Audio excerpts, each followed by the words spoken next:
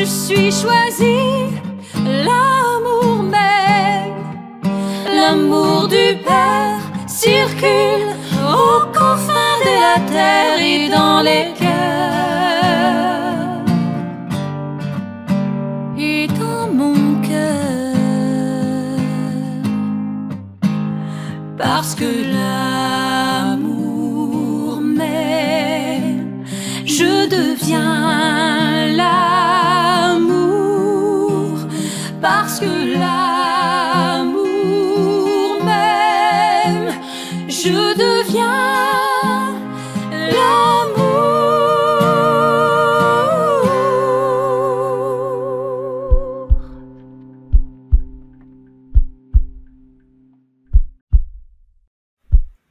Alors bonjour, chers choisis de Jésus. Bonjour Louisa, Caroline, Chantal, Daniela, Micheline et ceux qui arriveront. Bonjour. Je suis heureux de vous retrouver aujourd'hui.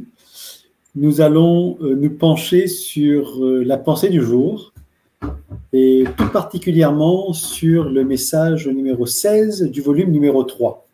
Alors je vous invite, si le volume 3 se situe à portée de main, je vous invite à vous le procurer et à l'ouvrir au message numéro 16. Ce message que je me propose de commenter. La pensée du jour est issue de ce message. Et je suis donc sûr qu'aujourd'hui, vous avez déjà pris connaissance de cette pensée du jour et qu'elle vous a bien parlé. Alors, pour intituler le titre de ce Facebook Live, eh bien, je vous propose d'approcher ce texte, ce message, sous un angle un petit peu différent. Naturellement, le message parle de la purification des cœurs, mais je vous propose un autre angle pour le lire. Donc, le titre que je propose est celui-ci, « Je suis une multitude ». Je suis une multitude. Alors, chacun d'entre vous, là, qui m'écoutez, vous pouvez dire à vous-même, je suis une multitude. Nous allons essayer d'en découvrir la raison. Elle est extraordinaire. Enfin, la raison est extraordinaire. Ouais. Alors, donc j'espère que vous avez pris le temps de vous procurer le message, le volume, et puis le message numéro 16 du volume numéro 3. Mon tout petit, ma toute petite. C'est toujours une grande joie pour moi, ton Dieu, de me pencher sur le tout petit que tu es. Déjà, cette première phrase, elle est extraordinaire. Elle me fait penser, à chaque fois que je la lis, elle me fait penser à Catherine et moi-même, finalement, qu'à l'époque où nos filles étaient toutes petites, nous avions toujours plaisir à nous pencher sur elles. Alors c'est dire que si nous, qui sommes des hommes et des femmes pécheurs, nous portions en nous ce goût d'aller nous pencher sur nos enfants, combien notre Dieu se penche sur nous. Et si vous vous souvenez, si vous êtes parents, de cet élan du cœur qui habite les parents devant leur enfant, tout petit, nourrisson, bébé, eh bien, on peut imaginer que cet élan du cœur qui vient de Dieu, à la source, elle est infinie, elle est immense. Alors, donc, quelque part, nous avons un Dieu qui se plaît à se pencher sur nous, sur le tout petit que nous sommes. Il se plaît à se pencher sur nous. Sommes-nous disponibles? Sommes-nous disponibles? Sommes-nous des tout petits qui aiment à accueillir cette présence de Dieu, ce regard de Dieu, sa tendresse, sa miséricorde, sa beauté, son amour? Tout à l'heure, je discutais avec un homme de 24 ans qui venait de sortir de prison.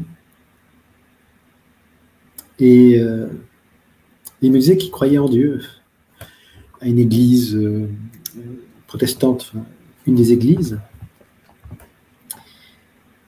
Et on parlait de Dieu, finalement. Et il croit en Dieu, c'est déjà extraordinaire. Et puis, on échangeait sur le fait qu'il fallait qu'on laisse Dieu, qu'on lui laisse de la place pour agir dans notre vie. On peut prendre en main les choses, naturellement, mais est-ce qu'on lui laisse de la place? Est-ce qu'on lui permet d'agir dans notre vie? Tout en faisant ce que nous devons faire, naturellement. Est-ce qu'on lui laisse de la place? Est-ce qu'on le laisse se pencher sur nous? Est-ce que je laisse Dieu se pencher sur moi en me considérant tout petit, comme un rien, comme un impuissant, dans ma misère, dans ma faiblesse, dans ma vulnérabilité, pour que lui puisse me remplir de lui, tout simplement. Il y a quelque chose d'intéressant dedans. En me penchant vers toi, dit Jésus, je me penche sur les tout petits que le Père a greffés à ton cœur. Ah, donc le Père ne se penche pas que sur moi. Il se penche sur tous ceux et celles qu'il a greffés à mon cœur. Donc, si donc Dieu a greffé des personnes à mon cœur,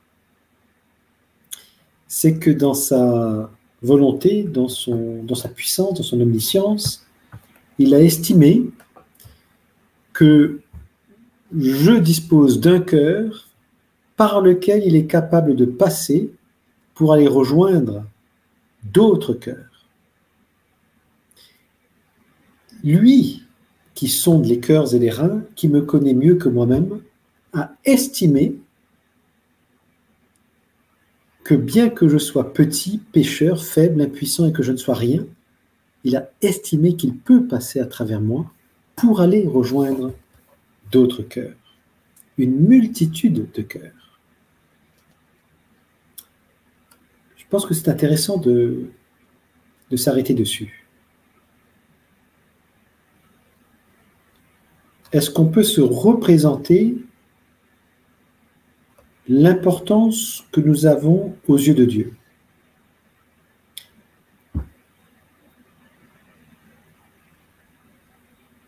Je ne sais pas si nous prenons vraiment conscience de ça dans notre vie de tous les jours. Plusieurs personnes sont greffées à nous. Des personnes que nous ne connaissons pas, certaines que nous connaissons sans doute autour de nous, mais combien nous ne connaissons pas? Combien dépend de notre bonne volonté, de notre disposition, particulièrement de notre cœur, à nous rendre disponibles pour que Dieu puisse poser son regard d'amour sur chacun et chacune.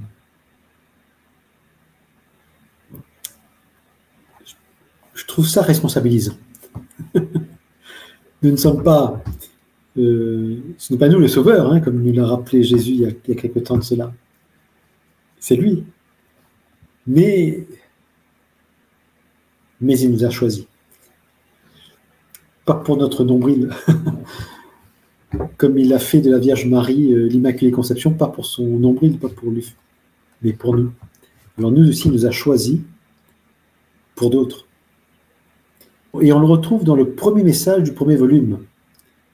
Il veut faire de nous un pilier dans son Église. À quoi sert un pilier sinon à soutenir quelque chose? Donc, à soutenir la foi d'autres personnes, à soutenir l'élan des autres personnes, à soutenir l'effort que d'autres peuvent faire. Il passe par nous. C'est extraordinaire. Je poursuis. Ils sont très nombreux et ils ont un point en commun. Ils reconnaissent leur petitesse et savent que moi, leur Dieu, je les aime. Donc, ces personnes qui sont greffées à notre cœur, ce sont des personnes qui reconnaissent déjà Dieu, qui reconnaissent que Dieu existe et que Dieu est leur Dieu. Donc déjà, nous pouvons nous rendre compte que le Seigneur passe par nous pour rejoindre des personnes qui, comme nous, avons déjà choisi de donner notre oui à Dieu. Mais s'il a besoin de passer par nous pour les rejoindre, bien qu'ils aient donné leur oui, c'est qu'ils ont besoin de l'amour. Et nous pourrions également penser que s'ils sont greffés à notre cœur, nous le sommes sans doute à le leur. Donc il y a comme ça un aller-retour. On s'entraide, on se soutient, on se nourrit l'un l'autre de l'amour de Dieu. Et on laisse l'amour de Dieu nous remplir l'un et l'autre, l'une et l'autre. J'aime bien cette relation, ce qui nous permet tout de suite de nous dire « je ne suis pas sur un piédestal et c'est par moi qui passe pour aller rejoindre l'autre » du tout. L'autre est rejoint par moi autant que je suis rejoint par l'autre, par l'amour de Dieu. Donc j'ai autant besoin de lui que lui a besoin de moi. Nous formons le corps du Christ. Je pense que c'est... faut prendre le temps de s'arrêter dessus. Si on croit qu'on ne vaut pas grand-chose, eh bien là, le Seigneur est en train justement de nous montrer non, non. À ses yeux, on est important. À ses yeux, on a un rôle clé, on a une responsabilité extraordinaire. Il fait tout, nous n'avons qu'à le laisser agir. Parce que nous sommes membres du corps de Christ. Nous sommes une multitude en jeu. Je poursuis la lecture. À chaque jour, et plus encore, à chaque instant, le nombre augmente. Ça me rappelle ce dont Lérandre nous parlait lors de ses conférences, de cette fameuse forêt qui pousse sans faire de bruit. Cette forêt de cœurs ayant reconnu leur petitesse et sachant que Dieu est leur Dieu, que Dieu les aime, cette forêt-là de cette personne pousse sans faire de bruit. Je ne peux même pas imaginer le nombre que ça peut représenter. Nous serons surpris, je suis certain, le jour où nous en serons témoins. Le jour où Dieu voudra bien nous les présenter. De ce nombre, il y a ceux et celles qui deviennent à leur tour des apôtres, des prophètes, auprès de qui le Père greffe une multitude de cœurs. Donc en fait, il y a cet effet multiplicateur dont parlait Léandre également dans ses conférences. Chaque fois que Dieu, par moi, rejoint un cœur qui s'est reconnu petit, qui reconnaît que Dieu l'aime, eh bien, tout de suite, il vient greffer d'autres cœurs à ce même cœur. Donc, en fait, l'effet multiplicateur. Si nous voulons que ce monde change, si nous voulons que les cœurs soient transformés, eh bien répondons présent. Répondons présent à Dieu. Venons régulièrement, le plus souvent possible à Dieu, en reconnaissant notre petitesse. Et de plus en plus, les cœurs seront rejoints. Nous n'avons pas forcément besoin d'aller les comptabiliser, même de demander des signes à Dieu. C'est la foi. C'est la foi du tout petit, qui juste là apprécie, c'est la foi de ces enfants-là qui sont tout petits et qui ouvrent les bras ou un gros sourire quand on s'approche d'eux et qu'on veut les prendre dans nos bras. Cette foi tout à fait innocente, c'est sans doute celle-là qu'il nous faut. Il faut plonger dans cette foi, l'entretenir. Donc nous venons de voir que parmi ces cœurs greffés, il y a ceux et celles qui deviendront des apôtres et des prophètes. Mais il y a également ceux et celles qui donnent leur oui avec empressement afin d'être transformés rapidement. Donc ça rappelle aussi un petit peu cette parabole de la semence, hein, le semeur qui sème sur différentes terres. Il y a ceux et celles qui veulent être transformés rapidement. Alors de leur oui. Bien sûr, c'est un oui par intérêt, peut-être aussi, c'est un oui quand même. Ça reste un oui. Un oui de ceux et celles qui voudraient tellement être comme Dieu les a créés à l'origine. Seulement, nous vivons sur une terre, dans un pays qui n'est peut-être pas celui que nous a choisi Dieu. Hein, rappelons-nous en Genèse. Quitte ton pays et va vers la terre que je t'ai choisie. Et si ce pays était tout simplement les pensées de ce monde, les paroles de ce monde, les actes de ce monde, et si ce pays, si nous avons adopté, si nous sommes laissés enseigner, si nous avons fait de ces pensées du monde notre référentiel de base, eh bien nous sommes en train d'occuper un pays qui n'est pas le nôtre, tout simplement. Donc peut-être qu'en se rapprochant de Dieu, il nous rappellera de quitter ce pays pour le pays qui nous a choisis, c'est-à-dire le pays de sa volonté, le pays de son amour, le pays auquel on a reçu un peu l'héritage, notre héritage de fils de Dieu. Nous ne pouvons pas accepter cet héritage si nous sommes déjà complètement remplis de ce monde, de ses pensées. Donc, c'est intéressant de revenir dessus. Troisième population greffée à notre cœur, ce sont ceux et celles plus misérables qui, après avoir donné leur oui, continuent d'agir comme s'ils ne l'avaient pas donné ou restent attachés aux choses ou aux pensées du monde, ce qui paralyse la fécondité du oui. Oui, effectivement, je vais un peu d'en parler en avance. Oui, eh bien, il y a cela. Donc, en nous reconnaissant petits, en laissant Dieu se pencher sur nous, nous sommes en train de vivre pleinement la charité. Et sans doute également les vertus cardinaux. Dans la prudence, nous laissons à Dieu le soin de faire. Avec force, nous le laissons également faire. La tempérance nous apprend à... Okay, bon, on n'est peut-être pas mieux que ces personnes-là, en fait, hein, que ceux qui sont greffés à notre cœur. Donc, laissons à Dieu le soin de s'en occuper. C'est lui le sauveur, ce n'est pas nous. La prudence, oui, la tempérance, la force, puis je sais plus, et la justice, oui, la justice aussi.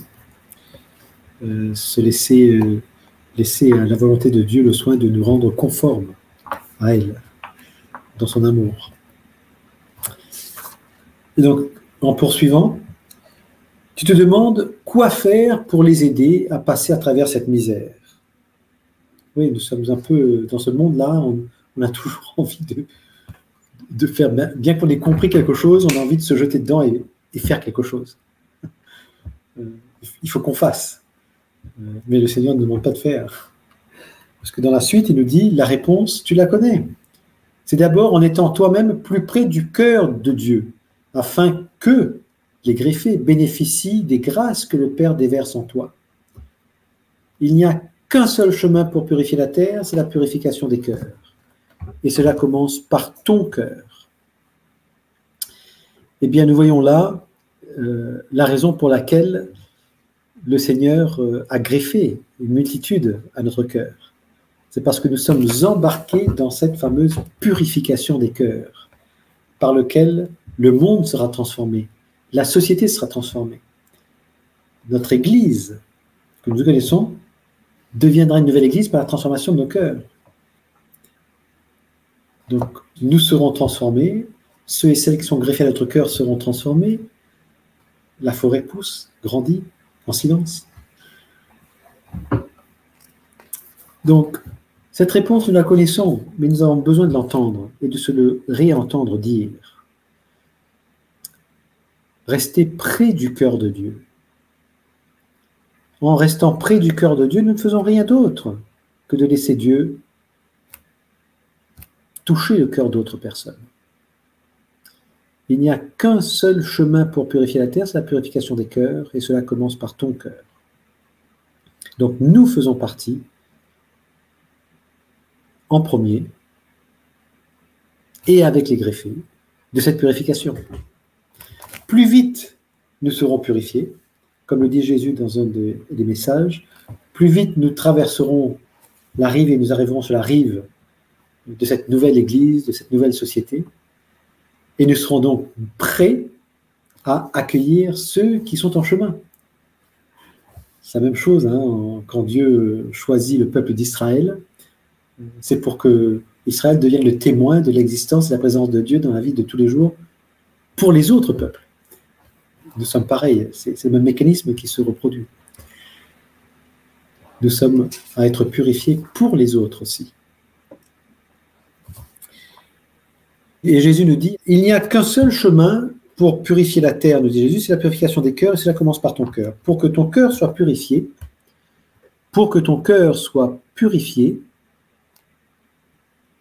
il doit passer par le feu de l'amour et le feu de la souffrance, comme je te l'ai expliqué. Eh bien, si Dieu, qui veut notre bonheur, ne peut pas ne pas nous faire passer au feu de la souffrance, c'est la faute à qui, en fait? En fait, c'est la nôtre. Nous sommes tellement résistants. Nous avons tellement de mal à nous départir de nos attaches. Nous avons tellement de mal à nous départir de notre bagage intellectuel, bagage de connaissances, bagage de savoir, bagage de pouvoir, bagage d'avoir, bagage d'amitié même. Nous avons tellement peur, nous nous créons tellement d'histoires dans notre tête que si nous laissons à Dieu ceci, je veux perdre cela. Et finalement, eh bien, comme nous avons du mal, et que nous avons donné notre oui, et que nous voulons être transformés rapidement, eh bien, la rapidité elle passe par ce dont on a besoin. L'amour, quand on laisse Dieu s'occuper de nous, et la souffrance, quand on a de la résistance et que on lui demande d'agir aussi pour nous purifier, sachant que on ne parvient pas à lui donner les clés pour qu'il ne puisse agir en nous que par son amour. C'est pour ça que peut-être réapprendre à lui offrir notre impuissance, à lui offrir notre misère, notre petitesse, quand on est face à des comportements, à des pensées, à des paroles, à des actes dont on ne peut pas dont on ne peut pas s'en départir, tout simplement. Quand on est vraiment comme emprisonné, attaché, malgré notre volonté, ça veut dire qu'il y a sans doute des choses qui sont profondément ancrées en nous, des blessures profondes. Et là, il n'y a peut-être que la souffrance qui peut peut-être nous aider à faire émerger, parce qu'il y a une notion de décision personnelle, de libre arbitre. Ça me rappelle un peu Saint Augustin, qui disait que il croyait à toute la doctrine de l'Église, il croyait en Dieu, en tout, il voulait tout faire pour Dieu, mais quand il a demandé à Dieu qu'il lui donnait tout, à un moment donné, il a dit, mais oui, mais pas tout de suite. Donc il y a sans doute en nous des oui, mais pas tout de suite sur certaines choses. Donc sans doute pour ça que la souffrance est importante pour nous, parce qu'on a besoin d'en avoir conscience et de prendre cette décision librement, en toute conscience. Je poursuis, et pour que ce feu puisse produire rapidement son effet, il doit être accueilli intégralement et de la même manière, autant le feu de l'amour que le feu de la souffrance. Par définition, cette souffrance, ce feu de la souffrance, quelle qu'elle soit, je dois l'accepter intégralement, l'accueillir intégralement, même si je ne la comprends pas, même si elle me révolte. Je dois l'accueillir, c'est la seule manière pour que l'amour puisse passer à travers cette souffrance et agir. Et Jésus nous dit, merci d'accueillir ces feux qui vous conduisent à la plénitude de l'amour. Divinement, je vous aime, divinement, je t'aime. Donc, Jésus nous rappelle dans son message que nous tendons tous vers la plénitude de l'amour, le bonheur éternel. C'est ce vers quoi il nous dirige. Donc, l'enjeu, c'est une multitude de cœurs greffés. Nous sommes, je suis, une multitude. Je ne suis jamais seul dans cette démarche de purification. Alors, merci. Merci de m'avoir écouté. J'espère que j'ai été clair. S'il y a peut-être, on peut consacrer un petit moment à regarder un peu vos commentaires. Alors, Christine nous dit, l'on peut penser qu'il s'agisse des cœurs de personnes qui, regardant l'agir des choisis dans la vie courante, leur donnent de vives envies de vivre comme les choisis qui, en principe, dégagent beaucoup d'amour, de fraternité, de compassion, de patience, de charité, etc. Toutes les vertus dont nous gratifie le Père, de par notre choix que nous portons avec Marie, notre mère, à la suite de notre Sauveur Jésus. Oui, on peut penser cela, Christine, qu'il s'agisse de cœurs de personnes qui reçoivent l'envie de devenir un choisi, l'envie de découvrir ce Dieu d'amour, de miséricorde, de tendresse, de beauté. Oui, sans aucun doute.